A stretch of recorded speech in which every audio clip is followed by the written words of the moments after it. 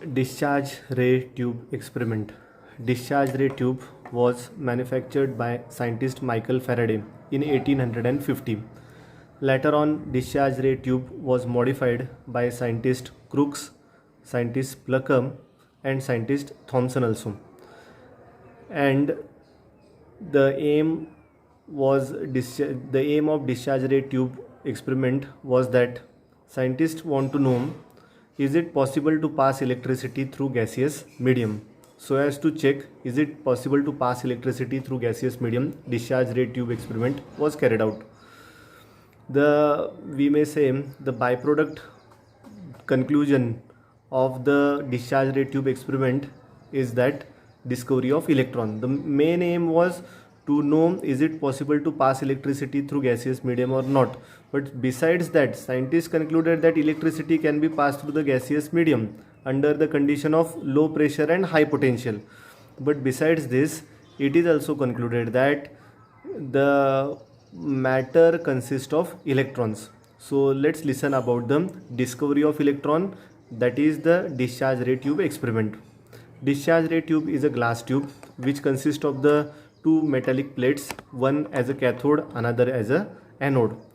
Cathode carries a negative charge, anode carries a positive charge. First of all, with the help of vacuum pump, the discharge ray tube gases present in the discharge ray tube are evacuated out. Vacuum is created in the discharge ray tube. Later on, gas through which electricity is to be passed was filled. Say for example, hydrogen gas was filled. Later on, which condition was maintained? Low pressure and high potential. So the pressure was kept in between 10 mm of mercury to 5 mm of mercury. We know that 760 mm of mercury is the 1 atmospheric pressure. So low pressure was maintained in between 10 to 5 mm of mercury. And besides this, potential was maintained in between 5000 to 10,000 volt. That much potential was kept. So under the condition of low pressure and high potential, ionization of gas occur. Here in this case, ionization of hydrogen occurs. Negatively charged particles come out. These negatively charged particles move towards the another electrode, that is the anode. So in this way, the beam of negatively charged particle flowing from the region of cathode to anode, that these rays of the negatively charged particle are known as the cathode rays. Okay, and the properties of cathode rays we are studied. Many properties of cathode rays are stated. First one, cathode rays are invisible in nature. Cathode rays travel in a straight line. Cathode rays travel in a straight line perpendicular to the cathode. Cathode rays strike over the zinc sulfide screen, it glows. Cathode rays when strike over the hard metallic object, they will produce the X-rays. Cathode rays can penetrate through the aluminum sheet. Okay, cathode rays get deflected by the electric and magnetic field. Okay, they are invisible and all these properties are there. Now the most important property of the cathode rays is that one, cathode rays, see, first of all, if we place hydrogen, cathode rays will be formed, negatively charged particles are formed. Instead of hydrogen, if we take any other gas in that cathode ray tube, and if we maintain the condition of low pressure and high potential, the negatively charged particles, that are nothing but the same constituents of the cathode rays we are observing. Means what? The constituent of cathode rays are identical irrespective of nature of gas placed in it. Means the negatively charged particle produced by the hydrogen gas is the same with the negatively charged particle produced by the oxygen, nitrogen or any other gas. Means what? All these gases consist of the identical negatively charged particle. So the scientist Stoney gave name to that negatively charged particles as the electrons. In this way, it was concluded that all the gases consist of the electrons, and we know that gases on cooling, on applying pressure over them, converted into the liquids. As gases consist of electrons, liquids also consist of electrons. Liquids on freezing produces the solid substances, and as liquids, gases having electrons means solids also having the electrons. The charge to mass ratio for the constituent of cathode rays, we know that these are the electrons. So charge to mass ratio for the constituent of cathode rays is nothing but the 1.75882 into 10 raised to 11 coulomb per kilogram. Okay, we may calculate it by taking the value of charge as a charge of electron minus 1.6022 into 10 raised to minus 19 coulomb divided by mass of electron is 9.1058 into 10 raised to minus 31 kilogram. So we'll get the answer charge to mass ratio, that is 1.75882 into 10 raised to 11 coulomb per kilogram is the charge to mass ratio for the electron, and it's identical. Okay, the constituent of cathode rays having the identical value of the charge to mass ratio. This is about the properties of cathode rays. Next one, anode rays. In 1890s, cathode rays and these properties was stated by the Crookes, Plucker and later on Thomson also. In 1896, electron was discovered by this experiment, cathode ray experiment. In 1897, next year, what happens? The Goldstein firstly thought that as the negatively charged particles are moving from cathode to anode, ionization of electron occurs. Means what? There should be a positively charged ions of the gas. Suppose H2 is there, from H2 electrons are come out, and these electrons are in the form of cathode rays, they are moving towards the anode. So what about the positively charged ion remained?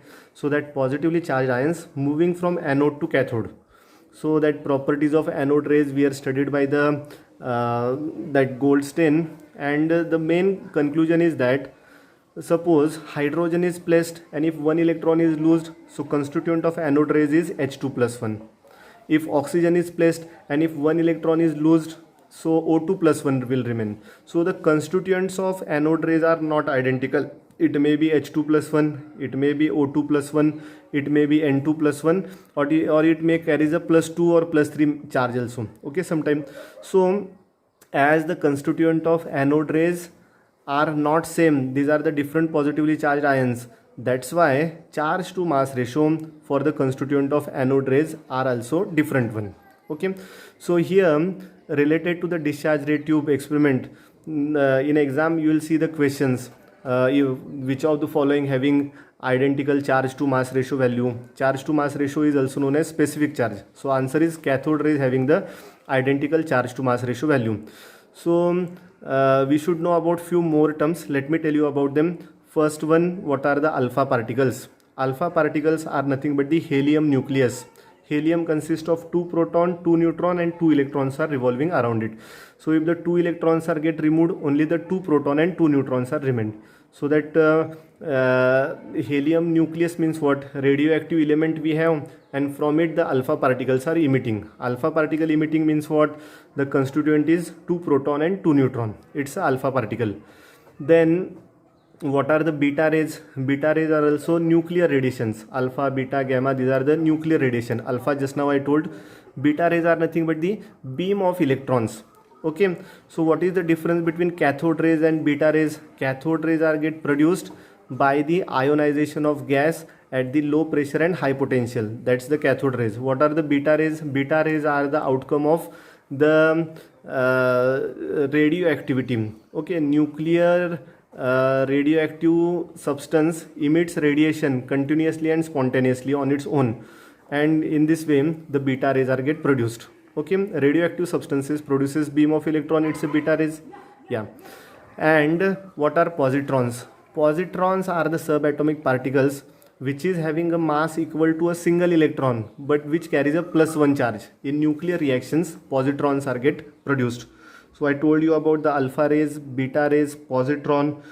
Deuterium, you know, why I am discussing here, because there should be a comparison between which is having more charge, more specific charge, alpha rays, beta rays, deuterium. So that's why we should know the basics. Deuterium is nothing but the 1H2. Okay, na, isotope of hydrogen having atomic number 1, atomic mass number 2, and tritium is 1H3, atomic number 1, atomic mass number 3. Okay, so what we discussed here in this video, we discussed that first of all cathode rays, how the cathode discharge ray tube, cathode rays, how the cathode rays are get produced, what are the properties of cathode rays. Okay, later on the charge to mass ratio for the components of cathode rays remains identical, that is because cathode rays are nothing, components of cathode rays are nothing but the electrons, and anode rays components are nothing but the positively charged ions. Okay, and lastly I just informed you about the nuclear radiations. Radioactive substance emits the alpha rays, beta rays, gamma rays. What are their components? We discussed about the positron also.